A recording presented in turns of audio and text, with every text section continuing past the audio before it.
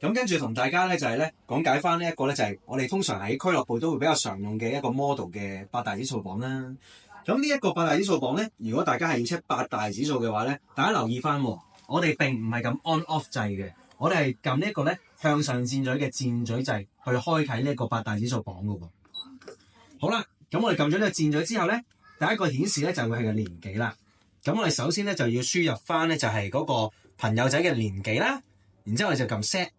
然之後咧，我哋一樣咧都係會有咧，就係女啦、男啦、運動女啦同埋運動男嘅選項嘅。咁只要咧撳上撳下都冇所謂，撳翻一個咧係合適嗰個 guess， 即係嗰個朋友仔嘅一個嘅 logo 就 OK 㗎啦。因為頭先都講過咧，如果有啲朋友佢係運動員啦，或者係一個紀律部隊嘅朋友仔嘅話咧，其實佢需要磅重嗰個公仔咧，就一定係要有跑步公仔嗰個先係啱佢嘅。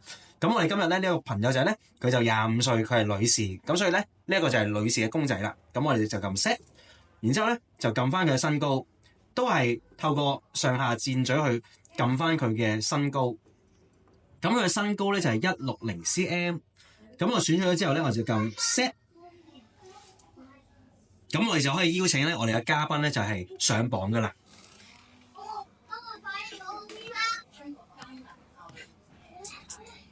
咁等 B 一聲嘅時間咧，咁呢個嘉賓咧就可以落翻嚟，咁我哋就可以咧進行一個抄寫嘅工序啦。好，咁首先咧，我哋呢個八大指數榜咧，第一個會顯示咧就係佢嗰一個嘅體重嘅 kg 同埋脂肪比例。咁佢嘅體重 kg 咧就係52.3，然之後佢嘅脂肪比例咧就係23.9。咁跟住咧，我哋按左手邊呢個第一個掣咧，其實咧佢就會出示一個咧就係TBW percentage 呢一個咧，其實就係水浮。其實呢個有個水滴。冇錯啦。咁同埋咧呢一個咧 logo 係有個水滴嘅 logo 嘅。咁呢個55.7咧就係水浮。咁有啲朋友咧擔心頭先咧嗰啲指數抄寫唔切嘅話咧，可以再撳翻第一個 logo， 即係呢個水滴嘅 logo 咧，佢一樣咧就會出示翻之前頭先嘅體重嘅 kg 同埋呢個脂肪比例嘅。咁跟住咧，我哋咧就按第二個掣咧，就係有舉啞鈴呢個公仔啦。咁佢會顯示啲咩咧？佢就會顯示嗰個朋友仔嘅肌肉量同埋佢嗰個嘅身形判斷嘅喎。咁個榜顯示咧，佢嗰個肌肉量咧就係37.5 kg， 同埋咧佢嘅身形判斷咧就係5號仔，就係標準型嘅。然之後咧，我哋就可以按第三個掣啦。咁呢一個咧就係新陳代謝卡路里1195。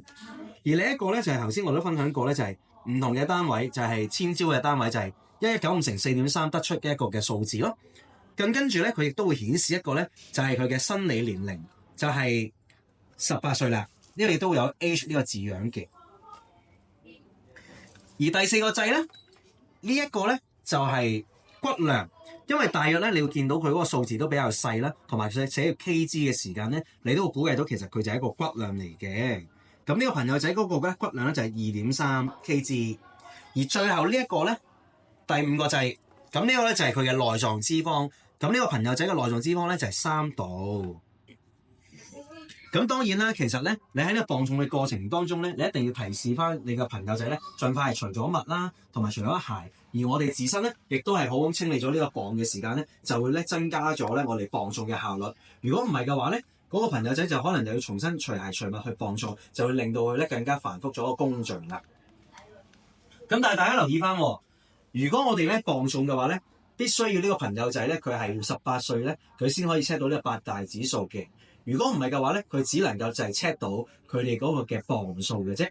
咁我哋就試下咧，如果係齋磅個磅數嗰個 kg 係點樣撳咧？其實咧就係撳翻我哋下端呢個 on off 掣嘅。咁你會顯示到咧，佢呢度寫0.0 kg 呢一個咧，企上去咧就係會幫你磅到個咧就係純粹嘅一個嘅體重啦。咁所以大家要留意翻，如果我哋 check 八大指數嘅時候咧，其實我哋係透過上箭嘴去開啟呢個磅去使用，點樣去做一個八大指數嘅一個嘅測量咯，就係咁簡單啦。